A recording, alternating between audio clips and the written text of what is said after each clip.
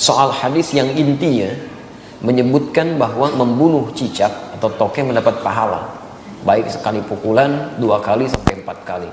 Karena jika memang seperti itu terlihat kejam menurut saya. Masya Allah. Bagaimana Ustaz? Teman-teman sekalian, persoalan sebelum masuk ke cicak dia. Ya, sebelum masuk ke cicak. Ada di hadis Muslim nomor hadis 2238 riwayat Sa'ad bin Abi Waqqas, termasuk nanti di Al-Bukhari nomor hadis 3359 riwayatnya Ummu Syuraik. Sebelum masuk ke persoalan cicak, Anda mesti pahami dulu hikmah Allah ketika menciptakan sesuatu makhluk apapun itu terdiri setidaknya dari 3 hal. 3 hal. Yang pertama, ada ujian kemaslahatan. Di makhluk itu dicipta supaya kita mengambil maslahat kebaikannya aja dari situ. Seperti saat Allah menciptakan lebah misalnya. Allah ciptakan lebah, ya. Ketika diciptakan kan buat supaya kita ngambil madunya kan? Madunya ambil, Masya Allah, antum nggak pernah persoalkan lebahnya. Diambil manfaatnya dari madunya, dari sengatannya untuk obat dan sebagainya. Di hewan ini, ketika diciptakan oleh Allah Subhanahu Wa Taala, memang penciptaannya adalah ujian maslahat untuk kita, supaya kita mendapatkan maslahat dari situ. Setiap antum ambil, niat karena Allah, ada pahala di situ. Dan lebah menunaikan tugasnya sesuai dengan izin Allah Subhanahu Wa Taala dan perintahnya. Kedua, ada sebagian yang diciptakan oleh Allah Subhanahu Wa Taala sebagai ujian yang menghadirkan madarat di situ, supaya kita mengetahui ada keburukan yang harus kita hindari. Ada keburukan yang harus kita hindari. Misal, nyamuk diciptakan oleh Allah Subhanahu Wa Taala. Ketika diciptakan oleh Allah, mohon maaf, untuk menunjukkan bahwa ada lingkungan yang kotor di situ, yang tidak bagus, ada penyakit yang harus dihindari. Makanya ketika dia ditunjukkan oleh Allah, dia muncul fitrahnya, dia memang mesti, misal dieksekusi, dibunuh kan? Kenapa dia mesti dibunuh? Karena di lingkungan itu ada yang kotor, plus dia pun membawa kotoran yang mungkin bisa berpindah satu dengan yang lainnya. Di pelayanan kehidupannya, tasbihnya kepada Allah, memang khidmatnya untuk menunjukkan ada tanda yang kotor nih pada diri saya. Ada sesuatu yang buruk di lingkungan Anda. Jadi nyamuk tuh ketika datang, dia membawa sesuatu yang baik untuk kehidupan kita. Cuman dilihat dengan persepsi yang kotor. Ini ada ujian madarat maksud kita. Ya. Ini ada yang kotor, yang gak bagus. Kita bunuh nyamuk di situ, menghilangkan kotoran yang ada di dalamnya. Tapi diciptakan oleh Allah untuk menandakan ada sesuatu yang harus kita hindari untuk kebaikan kita. Makanya ketika Allah menciptakan nyamuk ataupun lalat, ya Masya Allah turun ayat di situ. Quran surah kedua Al-Baqarah ayat 26, posisi paling kanan dari tengah sampai dengan ke bawah. Innallaha la yastahi ayyadriba mathalan ma ba'udatan fama fawqaha. Allah itu enggak pernah punya rasa malu kalaupun harus membuat perumpamaan dengan menciptakan nyamuk, karena di balik itu pasti ada kebaikan maslahat untuk kita. Jadi kenapa antum nggak pernah tanyakan? Kenapa nggak tega membunuh nyamuk? Kenapa nggak mengatakan kejam membunuh nyamuk? Jadi kan? Jadi persoalannya bukan bunuh atau tidak bunuh, itu ada ujian bagi kita yang menampilkan madarat di situ yang harus kita kemudian hilangkan. Kalau Allah nggak tampakkan, maka bahaya untuk kehidupan kita. Termasuk cicak. Cicak masuk pada ujian madarat di samping ujian keimanan. Ya, ada madarat. Bukankah ketika cicak datang menandakan bahwa banyak kotoran yang ada di situ? Ada bakteri E. coli yang dia bawa, ada kotoran-kotoran yang ada di sekitarnya. Yang dimakannya pun yang kotor juga. Apa makanan cicak? Nyamuk. Jadi ini menandakan bahwa ketika cicak hadir itu dia diciptakan oleh Allah, bukan diciptakan untuk dibunuh, diciptakan untuk menandakan ada madarat di sekitaran itu dengan kotoran-kotoran. Makanya diciptakan oleh Allah untuk menunjukkan ini ada yang kotor, ada yang gak bagus, termasuk dirinya sendiri. Maka Nabi menyampaikan riwayat Sa'ad bin Abi Waqqas, ya, qala anna Nabiy sallallahu alaihi wasallam, bahwa Nabi sallallahu alaihi wasallam amara qatlal waza', memerintahkan untuk membunuh cicak dan ada pahala di situ. Bunuhnya cicak itu seperti kita membunuh nyamuk, untuk menunjukkan ada kotoran-kotoran di situ yang hikmahnya harus kita jauhkan. Memang diciptakan dia untuk menunjukkan itu, dan harus dibunuh dia.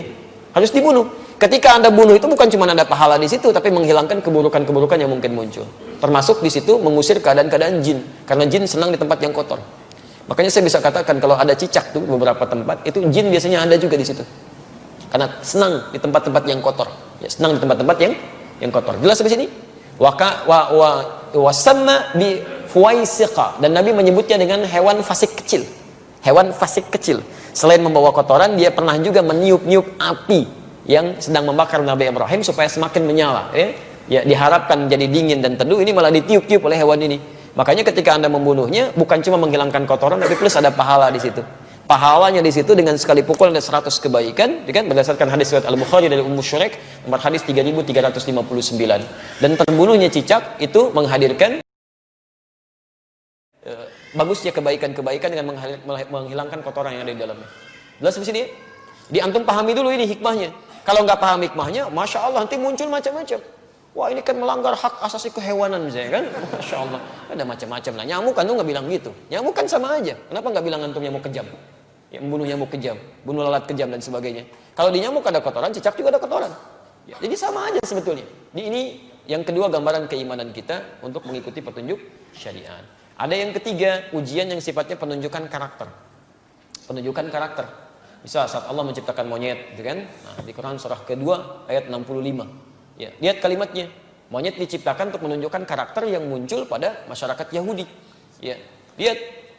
Wa qulna kunu qiradatan khasiin. Ya, kami katakan, jadilah kalian kera-kera yang dihinakan. Kera-kera yang dihinakan. Kenapa Yahudi dikutuk menjadi kera? Kami pernah punya kajian tafsir di Tripoli. Saya mintakan murid-murid kami pada saat itu untuk praktek langsung di kebun binatang.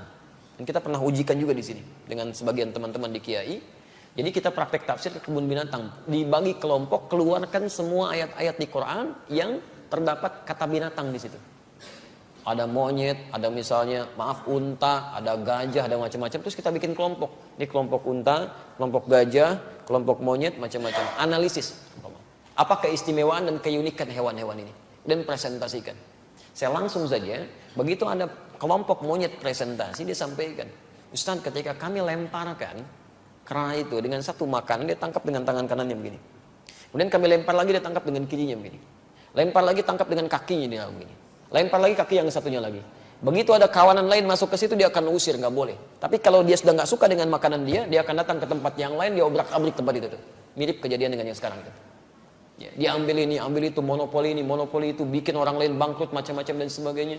Begitu sudah nggak suka masuk ke satu tempat, yang di situ suruh keluar semua.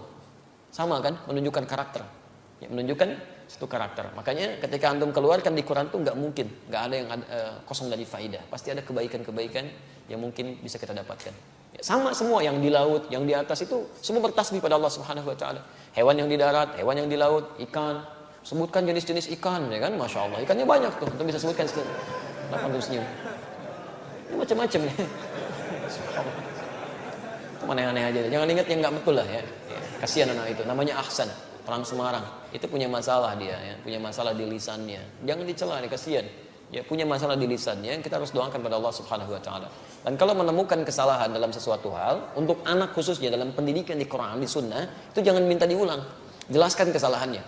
Man ra'a minkum munkaran falyughayyir bi yadihi aw bi lisanihi. Jadi kalau anak salah misalnya, coba sebutkan jenis-jenis nama ikan, ikan paus. Bukan ya, itu bukan paus. Kalau kamu sebutkan paus, itu tuh paus tuh paus, ya kan? Nah, ikan tuh harusnya paus. Paus, seketika sampaikan, bukan paus ya, paus. Maka dia mulai berkata, oh iya, paus. Langsung benarkan. Ya jangan minta diulang. Ulangi. Bagaimana? Kita tidak berbicara yang lain ya, ini dalam konteks kini tidak terkait dengan masalah-masalah yang muncul ya. Antum jangan pancing-pancing pertanyaan yang membuat resah nanti. Besok-besok saya jadi tersangka ya.